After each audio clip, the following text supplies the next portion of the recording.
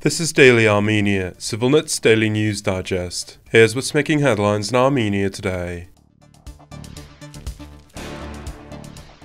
Tensions among Armenia's opposition forces deepened this week as former President Robert Kocharyan's Armenia Alliance accused Sargsyan We Are Awake movement of attempting to blackmail its MPs amid efforts to initiate a motion of no confidence against Prime Minister Nikol Pashinyan, Georgia-based OC Media reported yesterday. In a statement released last week, the Armenian Alliance said that the movement, which recently submitted letters urging Parliament to begin ousting Pashinyan, was using the language of blackmail and questioned its ability to mobilize public support for protests. While reiterating support for any effort to remove the Prime Minister, the Alliance said it would provide its 28 parliamentary signatures, only if others could gather the remaining 8 and commit to ensuring public backing. At least 36 votes in Parliament are needed to submit a motion of no confidence, with 54 votes required for it to pass. The opposition holds 34 seats combined, 2 short of the threshold. The initiative by We Are Awake has also intensified infighting between Kocharyan's and Sargsyan's camps, who have traded accusations since March over responsibility for Pashinyan's rise to power.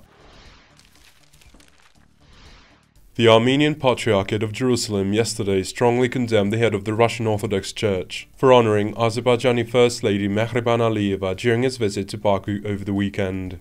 The Patriarchate communique issued Tuesday described Patriarch Kirill's bestowing of the Order of the Holy Princess Olga upon Aliyeva as a grotesque display of ecclesiastical absurdity. Reports state that the award was granted for her contributions to the preservation of traditional values in society and the promotion of intercultural and interfaith dialogue.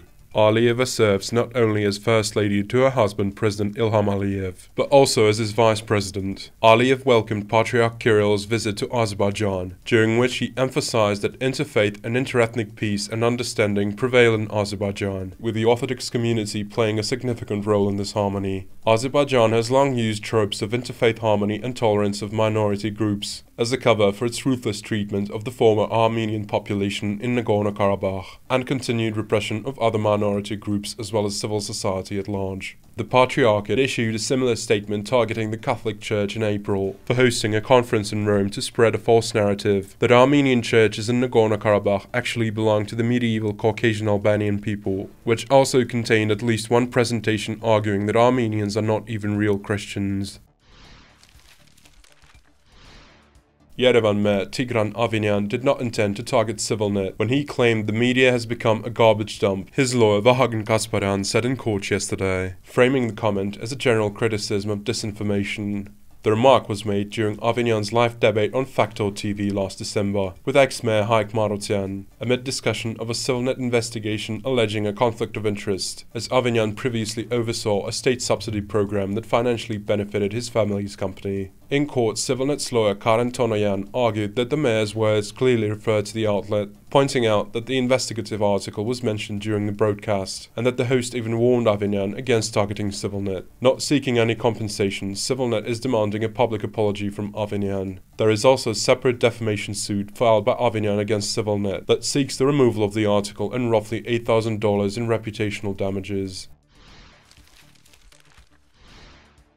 Make sure you check out our long read covering the labor rights situation in Armenia. We examine the country's high rate of informal employment, the widespread lack of awareness about basic labor protections, weak enforcement of workplace safety standards, and the limited role of trade unions. The article also looks at gender disparities, uncompensated overtime, and the gap between official policies and everyday realities for workers. To read the full article, follow the link in this video's description. And as always, please follow CivilNet for the latest news and independent reporting from our contributors on the ground here in Armenia.